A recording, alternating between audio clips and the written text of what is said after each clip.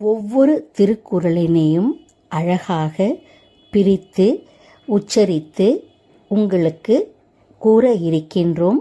அதனை எளிதில் கேட்டு மனப்பாடம் செய்து கொள்ளலாம். திருக்குறளினை எழுதியவர் திருவள்ளுவர். திருக்குறளில் மொத்தம் 1330 குறட்பாக்கள் உள்ளது. 133 அதிகாரங்கள் உள்ளது. ஒரு அதிகாரத்திற்கு 10 குறட்பாக்கள் வீதம் 133 அதிகாரங்கள். முதல் பால் அறத்துப்பால், பொருட்பால், காமத்துப்பால் என்று 3 வகையாக பிரிக்கப்பட்டுள்ளது. முதலாவது அறத்துப்பால், அதில் கடவுள் வாழ்த்து.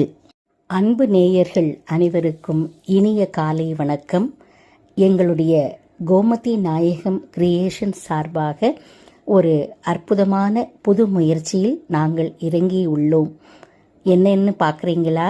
ஆம், தமிழை வளர்க்கக்கூடிய உலக பொதுமறை என்று அனைவராலும் போற்றப்படக்கூடிய நம்முடைய திருக்குறளினை உலக மக்கள் அனைவரிடமும் எடுத்து செல்லும் முயற்சியில் குறிப்பாக குழந்தைகள் ஒவ்வொருவரும் தினமும் திருக்குறளை பயில வேண்டும் என்ற பரந்த நோக்கத்தோடு பிழையில்லாமல் எளிமையான முறையில் அதனை உச்சரித்து படித்து மனப்பாடம் செய்யும் பொருட்டு திருக்குறள் ஒவ்வொன்றையும் அழகாக பிரித்து கூறப்பட இருக்கின்றோம்.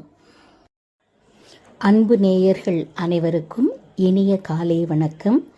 திருக்குறளில் முதலாவதாக கடவுள் வாழ்த்து. அகர முதல எழுத்தெல்லாம் ஆதி பகவன் முதற்றே உலகு. இதனுடைய விளக்கம், எல்லா எழுத்துக்களும் ஆ என்னும் எழுத்தை முதலாக கொண்டுள்ளது. அதுபோல இந்த உலகம் ஆதி பகவனை முதலாக கொண்டுள்ளது. கற்றதனால் ஆய பயனென்கொல் வாலறிவன் நற்றாள் தொழார் எனின். கல்வி கற்றதனுடைய பயன் தூய அறிவினனாகிய இறைவனின் திருவடிகளை தொழுதலே ஆகும். அதுதான் கல்வி கற்றதனுடைய பயன் என்று திருவள்ளுவர் கூறுகிறார். மலர்மிசை ஏகினான் மானடி சேர்ந்தார் நிலமிசை நீடு வாழ்வார். அடியவர்களின் மனமாகிய மலரின் மேல் தங்கி இருப்பவன் அந்த இறைவன். அவன் திருவடிகளை சேர்ந்து வணங்கியவர்கள் பூமியில் நெடுங்காலம் வாழ்வார்கள். வேண்டுதல் வேண்டாமை இலான் அடி சேர்ந்தார்க்கு யாண்டும் இடும்பை இல. விரும்புதலும் வெறுத்தலும் இல்லாத இறைவனுடைய திருவடிகளை சேர்ந்தவர்களுக்கு எப்பொழுதும் துன்பம் என்பது இல்லை. இருள் சேர் இருவினையும் சேரா இறைவன் பொருள் சேர் புகழ் புரிந்தார் மாட்டு. இறைவனின் உண்மையான புகழை போற்றுபவர்களிடத்தில் அறியாமையால் வரும் நல்வினை தீவினை என்னும் 2 வினைகளும் சேர மாட்டாது. பொறிவாயில் ஐந்தவித்தான் பொய்தீர் ஒழுக்க நெறி நின்றார் நீடு வாழ்வார். மெய் வாய் கண் மூக்கு செவி என்னும் 5 பொறிகளின் வழியாக ஏற்படும் ஆசைகளை ஒழித்து இறைவன் காட்டிய மெய் வழியில் நின்றவர்கள் உலகில் நெடுங்காலம் வாழ்வர். தனக்குவமை இல்லாதான் தாழ் சேர்ந்தார்க்கு அல்லால் மனக்கவலை மாற்றல் அரிது.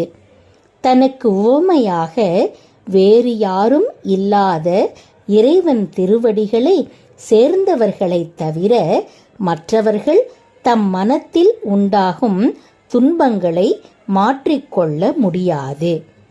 அறவாழி அந்தணன் தாழ் சேர்ந்தார்க்கு அல்லால் பிறவாழி நீந்தல் அரிது.